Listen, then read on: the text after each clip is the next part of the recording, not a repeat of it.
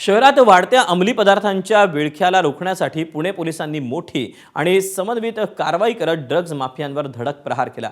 विशेष मोहिमेद्वारे शहरातील विविध भागात छापेमारी करत पोलिसांनी 19 आरोपींना अटक केली असून सुमारे 48 लाखांहून अधिक किमतीचा अंमली पदार्थांचा मुद्देमाल जप्त करण्यात आला। 8 एप्रिल ते 23 एप्रिल दरम्यान ही मोहीम राबवण्यात आली।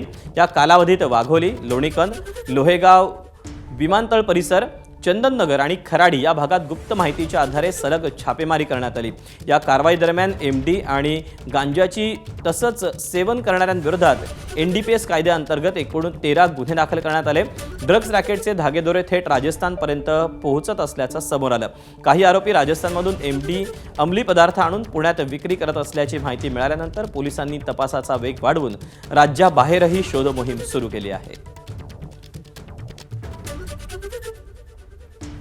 58,18,000 साधारणतः रुपयांची आपण रिकव्हरी यामध्ये केलेली आहे।